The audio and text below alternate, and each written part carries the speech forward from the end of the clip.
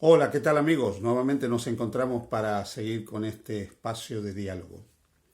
Seguramente no has podido evitar ver las noticias, imágenes, mensajes a través de la radio, todo nos cuenta lo que está pasando en lo que las personas suelen denominar Tierra Santa. Una tierra que hace muchos, pero muchos años viene siendo arrasada por diferentes conflictos. Lo que nosotros conocemos como Tierra Santa, actualmente el Estado de Israel, Palestina, parte de Jordania, toda esa zona, pues lamentablemente a lo largo de la historia ha sufrido diferentes invasiones y diferentes tipos de conflictos bélicos. Han pasado por ahí numerosas civilizaciones. Los romanos la conquistaron, los árabes la conquistaron, los turcos otomanos la conquistaron. Potencias extranjeras como Inglaterra y Francia también conquistaron esas zonas. Pero ¿qué es lo que ocurre en ese lugar? ¿Por qué se ha desatado esta escalada de violencia entre israelíes y entre palestinos? ¿Qué es lo que ocurre en ese sitio? ¿Por qué acontece todo eso? Bien, algunos me han preguntado qué dice la Biblia al respecto. ¿Qué podemos decir al respecto? ¿Por qué existe este enfrentamiento entre los árabes y los judíos? Y algunos me han mencionado que esto probablemente tiene que ver con lo que ocurrió hace miles de años atrás, con el nacimiento de Isaac y el nacimiento de Ismael. Así que vamos a repasar brevemente lo que el libro de Génesis nos dice acerca de eso. Puedes leer estos relatos en el libro de Génesis. Dios llama a Abraham, el que es conocido como el padre de la fe, a salir de su ciudad natal, de Ur de los Caldeos. Y Dios, cuando saca a Abraham, le dice que hará de él una gran nación. Abraham estaba casado con Sara, que era media hermana de él. Era hija de su padre, aunque no de la misma madre. Y Abraham, a medida que pasan los años, ve que finalmente él no tiene hijos. Pero Dios le reitera la promesa, que él iba a tener descendencia.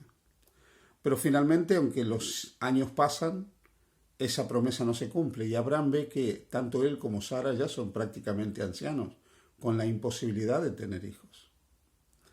Entonces utilizan un recurso legal, algo que estaba contemplado en el código de Hammurabi, que ya era el código que regía prácticamente la cultura y los modos de vida en Mesopotamia.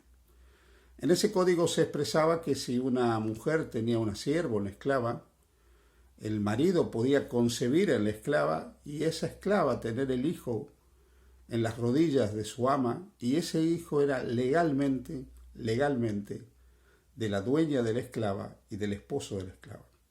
A todos los efectos legales, ese hijo le pertenecería, en este caso, a Sara y a Abraham.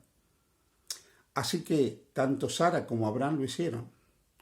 Y Abraham finalmente tuvo un encuentro con Agar, la sierva de origen egipcio de Sara, la esclava de ella, y finalmente concibió de Agar. El resultado fue que nació Ismael, hijo legal de Sara y de Abraham. En este caso, Agar fue lo que hoy podríamos llamar un vientre de alquiler prácticamente. Finalmente, ese cuerpo albergó durante mucho tiempo el hijo que sería de otro, no era su propiedad, no sería su hijo. Hoy sabemos que el tema de los vínculos afectivos por causa del embarazo son tremendos y los daños que ocasiona ser vientre de alquiler también son tremendos en la emotividad de las personas que lo hacen. Pero eso es lo que ocurrió. ¿Cuál es el problema? Que años después finalmente el hijo de la promesa vino y Sara concibió a Isaac y nació Isaac. Y ahí empezó la rivalidad entre Sara y entre Agar. Y ahí vino el problema entre Isaac e Ismael. Ahora bien, Dios hizo una gran promesa a Abraham en función de Isaac, pero también hizo grandes promesas para Ismael. Dijo que 12 príncipes nacerían de él y también dio su bendición a Ismael. Tanto de Isaac como de Ismael vienen los judíos por un lado y los árabes por otro lado. Los judíos serían los descendientes de Isaac y los árabes los descendientes de Ismael. Fijaros que son hermanos, son hermanos de sangre en realidad. Pero ¿es cierto que judíos y árabes han vivido tan enemistados durante siglos? No, no es cierto. Lo cierto es que la historia nos muestra que judíos y árabes convivieron durante siglos muy pero muy bien. No tuvieron problemas. Básicamente sus estilos de vida, sus costumbres, sus creencias se asemejaban. Ambos eran profundamente monoteístas, tenían leyes de pureza ritual, ambos creían en un único Dios y ambos tenían a Abraham como el padre fundador de su fe. Así que tanto judíos como árabes no tuvieron una enconada rivalidad a lo largo de los siglos. Tuvieron ciertos problemas de convivencia, pero no vivieron enemistados, ni en guerras, ni en grandes pleitos. Así que lo que nosotros estamos viendo hoy, tendríamos que buscarlo en otro lugar. Tiene que ser entendido desde otro punto de vista. ¿Por qué existe esta enemistad entre judíos y árabes? Mirad, en el siglo XIX surgieron una cantidad de movimientos nacionalistas. Los movimientos nacionalistas fueron reivindicando lo que se llama identidad nacional.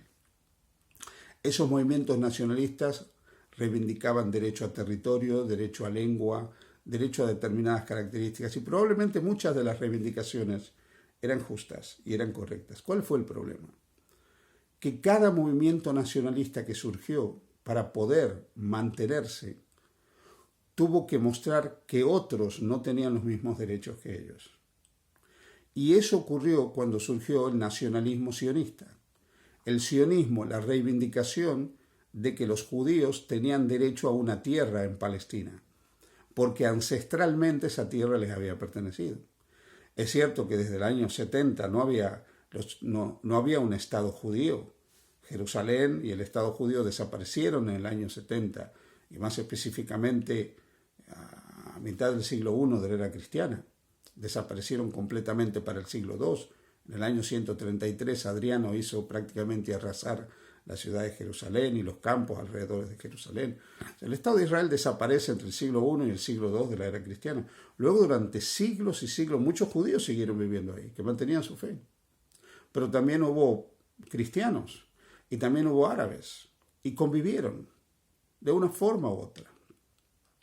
Pero cuando se produce en el siglo XIX el surgimiento de los grandes movimientos nacionales, los nacionalismos enfrentaban grupos. También surgió un nacionalismo árabe, también surgió un nacionalismo palestino, como surgió el nacionalismo vasco, el nacionalismo catalano, el nacionalismo italiano, incluso el nacionalismo español. Todas estas reivindicaciones identitarias llevaron a conflictos, como el que produjo la Primera y la Segunda Guerra Mundial como causa de los nacionalismos, del nacionalismo alemán, que se enfrentó al resto de otros pueblos. Así que el origen es más temprano de lo que nosotros pensamos y no tendría tanto que ver con que Abraham cometió un error. Si bien es cierto que si Abraham no hubiera cometido ese error de querer ayudar a Dios en el cumplimiento de la promesa, Ismael no hubiera nacido y por lo tanto no existiría este pueblo, eso no garantiza que no hubiera otra forma de conflicto. Pero el problema en última instancia no es que Abraham cometió un error. No podemos achacarle a Abraham y al error que él cometió el resto de la desgracia de la historia. Permitidme que os diga que ningún ser humano es dueño de la historia. Ningún ser humano es dueño del acontecer de este mundo. Hay que buscar las respuestas en otro lugar. Y la respuesta a todo lo que está pasando en este momento en Jerusalén, en Palestina, se llama pecado. El pecado del egoísmo, el pecado del rencor, el pecado del desafecto, el pecado del desamor. Y tanto el judaísmo como el islam, como el cristianismo durante siglos y siglos y muchos cristianos en la actualidad, no han reflejado el verdadero amor de Dios. Amor de Dios que está incluso contemplado en sus libros sagrados, la Torá o el Corán. Pero el mensaje de Jesús transformaría completamente esto. Porque el mensaje de Jesús es un mensaje de amor, de compasión, de perdón, de tolerancia y de aceptación del otro.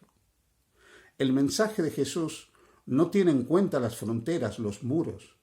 El mensaje de Jesús une a judíos con no judíos, a gentiles, a paganos con creyentes. El mensaje de Jesús uniría judíos con musulmanes y con cristianos. El mensaje de Jesús une a la humanidad.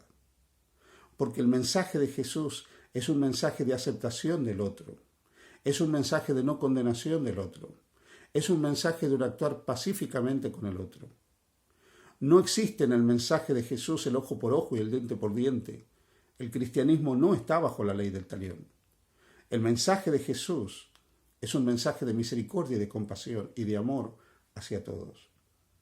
Si el mundo aceptara a Jesús y su mensaje, no habría dolor ni sufrimiento producido, el dolor y el sufrimiento producido por las guerras.